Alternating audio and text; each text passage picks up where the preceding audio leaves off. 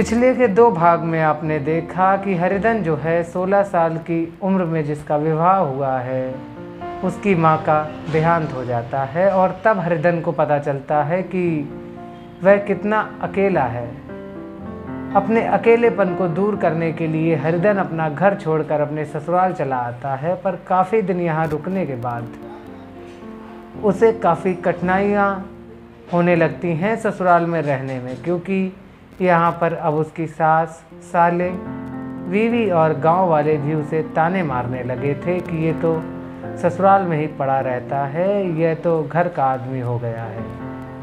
नमस्कार दोस्तों, मैं हूँ आदित्य द्विवेदी और स्वागत करता हूँ अपने सभी प्रिय दर्शकों का कच्चा मटका प्रोडक्शंस पर। मैं आप सभी के लिए लेकर आया हूँ प्रेमचंद्र की लिखी हुई कहानी घर जमाई का 3रा भाग। हरिधन तो उधर भूखा प्यासा चिंता दाह में जल रहा था, इधर घर में सास जी और दोनों सालों में बातें हो रही थी। गुमानी भी हाँ में हाँ मिलाती जाती थी। बड़े साले ने कहा, हम लोगों की बराबरी करते हैं, यह नहीं समझते कि किसी ने उनकी जिंदगी भर का बीड़ा थोड़े ही लिया है।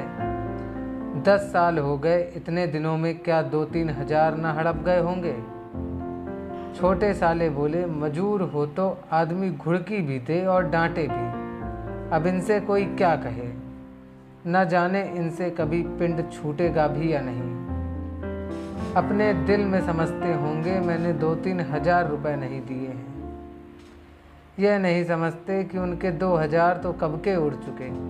शवा शेर तो 1 जून को चाहिए।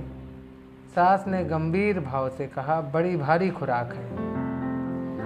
गुमानी माता के सिर से जू निकाल रही थी, सुरखते हुए हृदय से बोली, निकम्मे आदमी को खाने के सिवा और काम ही क्या रहता है।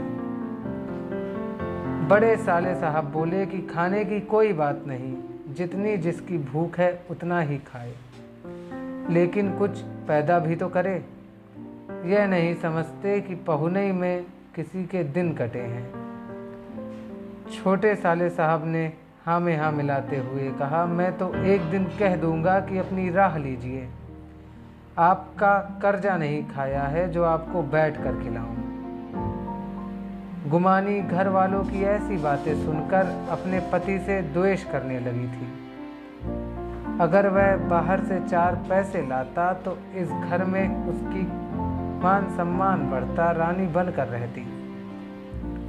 न जाने क्यों कहीं बाहर जाकर कमाने में उनकी नानी मरती है। गुमानी की मनोवृत्तियां अभी तक बिल्कुल बालपन की सी थी। उसका अपना कोई घर न था। उसी घर का हित अहित उसके लिए अति प्रधान था। वह भी उन्हीं शब्दों में विचार करती, उसी समस्या को उन्हीं आँखों से देखती जैसे उसके घर वाले देखते थे। सच तो है, 2000 रुपए में क्या किसी को मोल ले लेंगे। 2 साल में 2000 होते ही क्या हैं। 200 तो ही साल भर के हुए।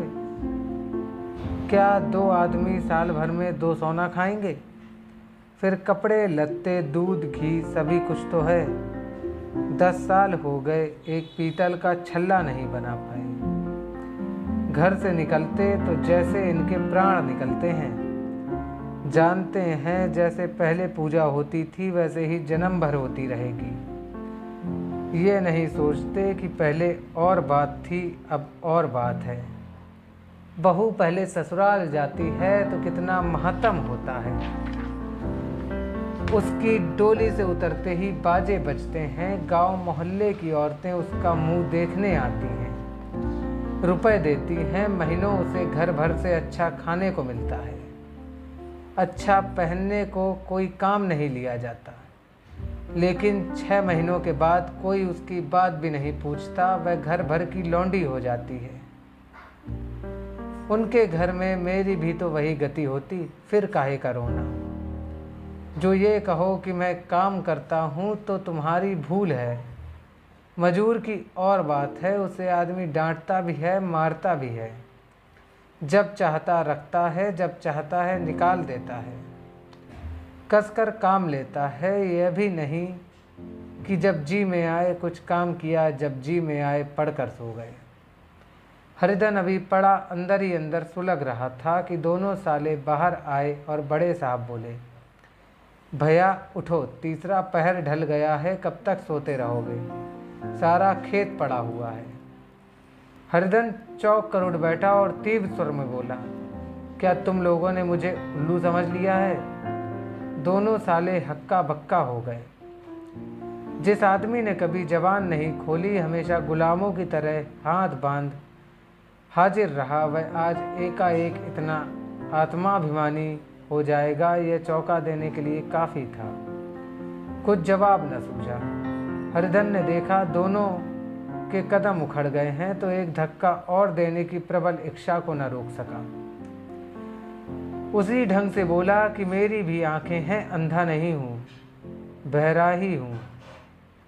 छाती फाड़कर काम करूं और उस पर भी कुत्ता समझा जाऊं? ऐसे गधे और कहाँ होंगे?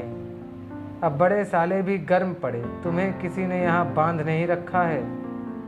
अब की हरिधन लाजवाब हुआ, कोई बात न सूझी।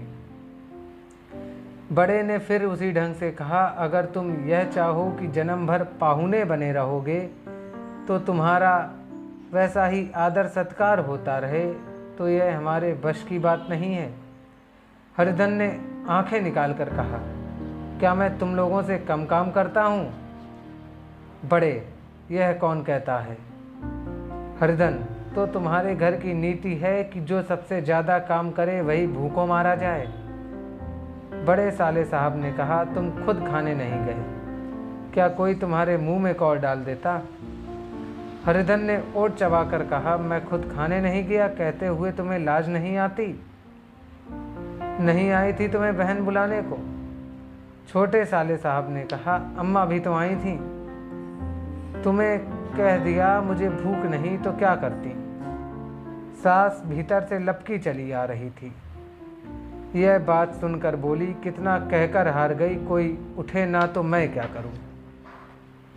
हरिधन ने विष, खून और आग से भरे हुए स्वर में कहा, मैं तुम्हारे लड़कों का झूठा खाने के लिए हूँ? मैं कुत्ता हूँ कि तुम लोग खाकर मेरे सामने रूखी रोटी का टुकड़ा फेंक दो? बुढ़िया ने ऐंठ कर कहा, तो क्या तुम लड़कों की बराबरी करोगे? अब हरिधन परास्त हो गया।